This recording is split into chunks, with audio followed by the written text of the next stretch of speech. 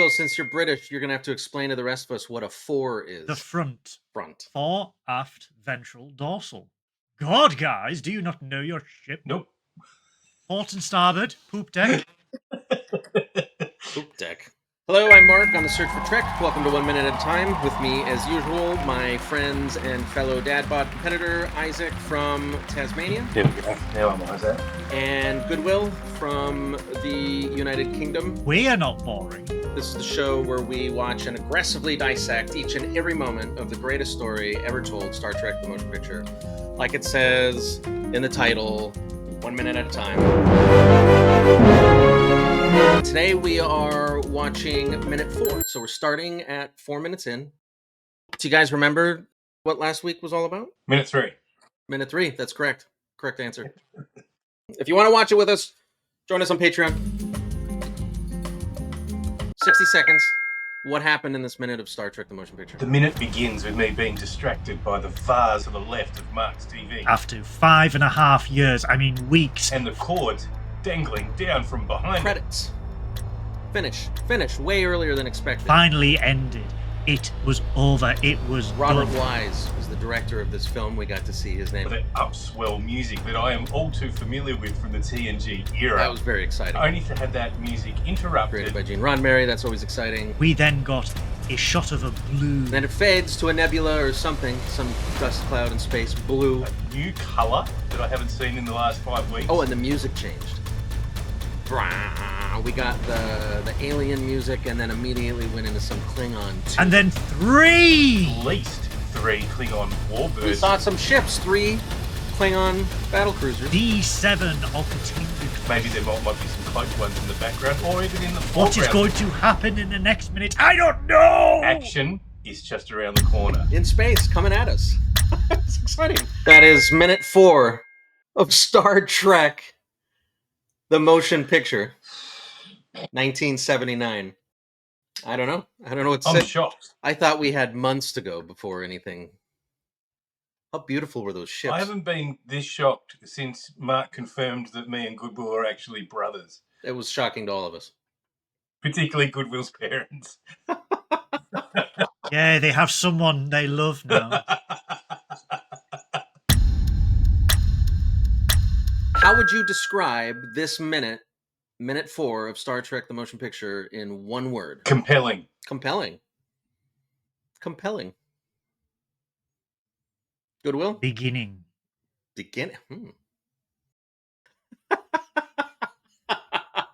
Is my word.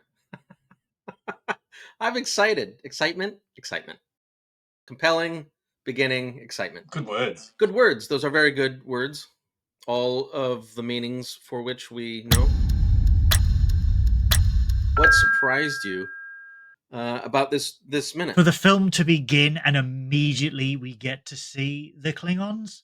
Oh, what is going to happen with these 3 bad boys? We don't get just one, we get 3 of them. They mean business. I was surprised that we saw something that wasn't credits. And to be honest, I was a little bit taken back. I wasn't ready for it. I've only been doing this for 5 weeks. I'm expecting to see a lot more names, a lot more actors, more key groups. I'm expecting to see the lot here at the start of the movie. To have a bit of action in there caught me off guard, and I'm not sure if I was really ready for it. I didn't have a notepad. I thought I can bluff my way through an episode of 1 minute at a time, just seeing names and music. But then I'm counting ships, counting to 3. Mate, it's like counting the stars at the start. Wasn't there 38 of those bad boys or something? 38. Like that? We had to use some numeracy today, and having a little bit, may I add, plot coming into the movie. It was difficult to grapple with. As I said, not sure if I was ready, but look, the filmmakers decided this was the time to start the action, so I better be ready. That's what I got from it. What surprised me about this minute is something similar to what you guys were saying. How abrupt we transitioned from what I assumed would be months worth of credits, week after week after week worth of credits, how we transitioned into the actual movie itself. I really did not see that coming, and that was a real surprise for me. I was surprised. Do you have any notes on this minute of Star Trek: The Motion Picture? Oh, absolutely. The sheer level of detail on those beautiful starships. We get a real up close shot of these Klingon battle cruisers, and they just look immensely detailed.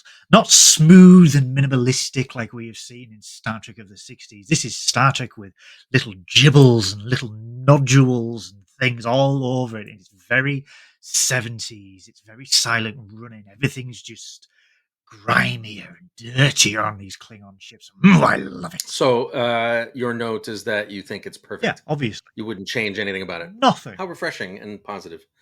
Izaak, do you have any notes? Is there anything that you would adjust, or anything you want to say is perfect as Goodwill's positive message? The movie's perfect, but I'm not sure if us as the audience are. This is a change where we've gone from episodic television, serialized, heavily serialized, to not a movie. This is a film. This is highly intellectual. You can tell because of that transition between credits and action.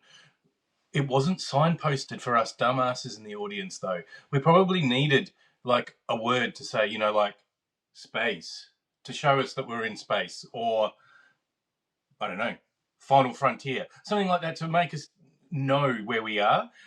I don't know where we are, and I've suddenly got 3 Klingon ships in front of me, and I'm not smart enough to know what's going on.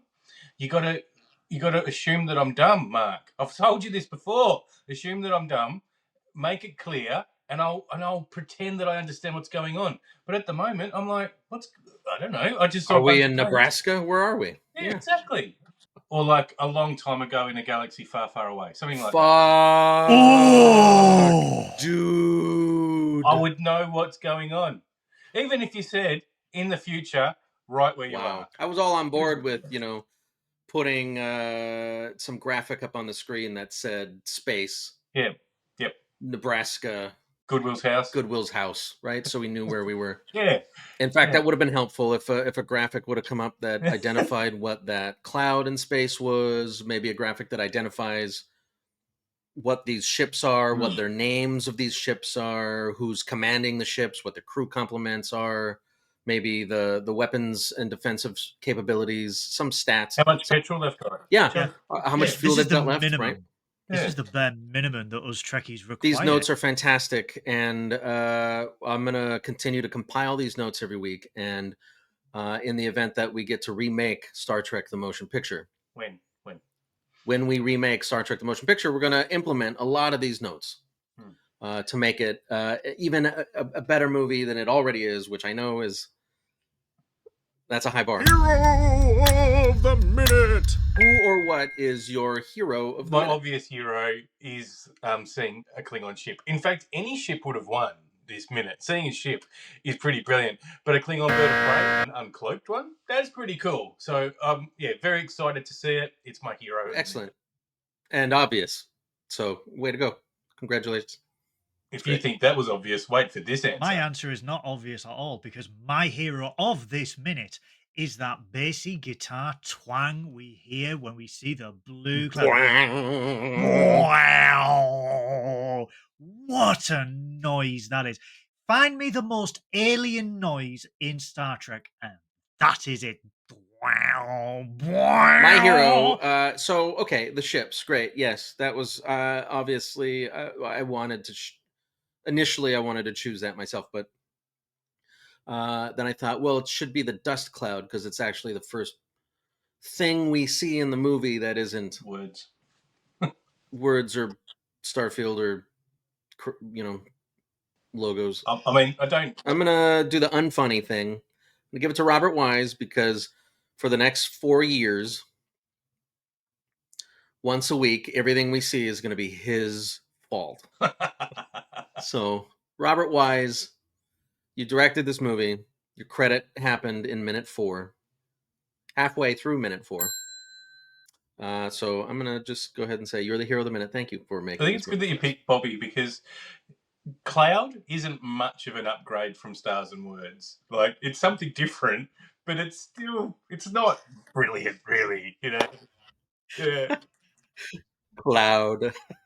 Can I also ask as well, is the spirit of Robert Wise inhabiting your lamp? Because that flickered when you said you were giving it to Robert Wise. Yeah. Turned off and then turned back on. It is haunted by the spirit of Robert Wise.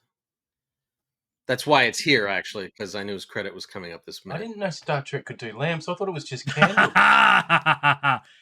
Didn't like that light. Didn't like that light. That's who the roses are for. It's for the lamp. That's what it is. Ronin flowers. Yeah. Nailed it. So, why is this the best minute so There far? is nothing that we would change in this minute because it is perfect. Now, we said before that Bobby Wise might get a little bit of heat in the upcoming 4 years. Not in this minute. This minute was perfection. Well edited, good use of music, and good use of visuals. Maybe there wasn't any dialogue, but the dialogue doesn't need to be corrected if there's no dialogue in there.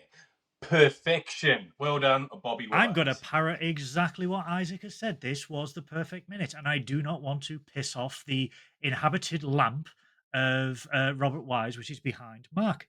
This is perfectly crafted. We finally get the end of the credits after 5 years. We move in to a strange alien sounding musical note, and then we bang straight into 3 Klingon ships. We don't know what's going on. We don't know why there was a picture of a cloud.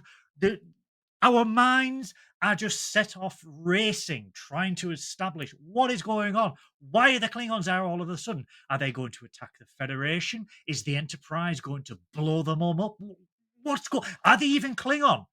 Are they Romulan battle cruisers? We don't know. We're just left wondering what is happening, and my mind is coming unraveled with all this delicious Star Trek. You dropped out a little bit, Goodwill. Could you do that again? We need you to do all of that again, please. From the top. Yeah.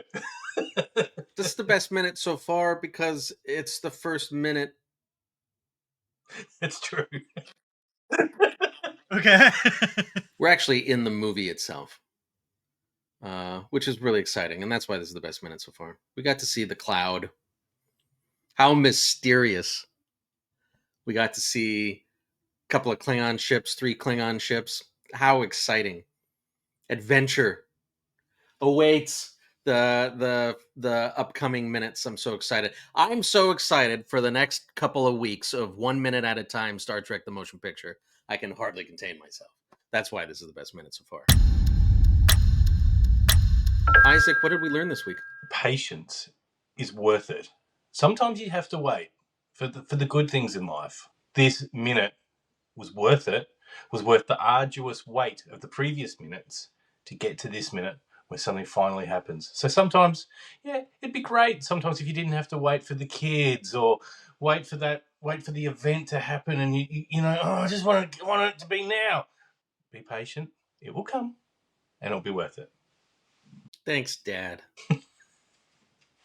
What I have learned is that the Klingons are back, baby.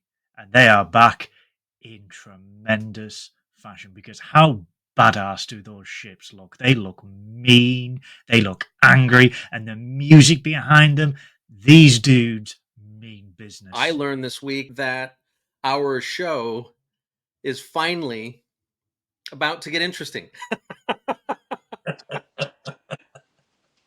It's actually going to be something to talk about now. Whoop, whoop, whoop, whoop, whoop. Do we have any predictions for next week? We are going to see the rear of these Klingon ships. Aft. That's aft. Hey, we're going to get a dumpster shot. They get a dumpster shot. We're going to need a commercial driving license to be able to observe these dump trucks. So at the moment, I've got full trust in Robert Wise to make the perfect decision. The perfect decision in this is to go from a focus of the 3 strong Klingon armada and get the camera straight in through a window and onto the Klingon bridge. That's what I want to do. Ooh. That's your prediction, that we're going to go through the window onto the bridge? Yep. Goodwill, you're the Brit. Do 3 ships, are 3 ships an armada? No, they class as a fleet or task. How many do you need for an armada? A lot. So isn't 3 the smallest number that a lot can be? No. What's a lot? More than 3. I've got 3 major problems. I call that a lot. I call that an armada of problems. You don't categorize your problems very well. That's the problem. An armada of problems is the best collective noun. I predict that next week is going to be even more exciting than this week. And furthermore, to pat ourselves on the back, I think we're going to be even funnier. All right. Well, that's our show this week. Thank you for joining us for minute 4 of 1 Minute at a Time, Star Trek The Motion Picture, 1979. Special Director's Cut edition. Mr. Robert Wise, Bobby Wise's edition. If you disagree with anything that we've said in this analysis, please put it down in the comments. Bonus points if what you say is funny. 0 points if you're just being a prick. I'm Mark on The Search for Trek. I'm Izaak, also from The Search for Trek. I'm Goodwill, also from The Search for Trek. All right, go climb a rock.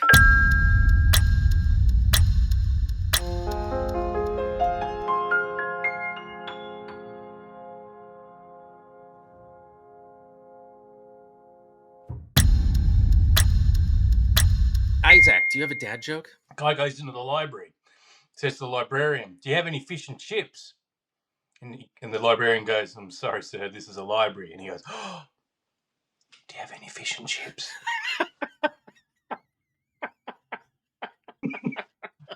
That's so stupid.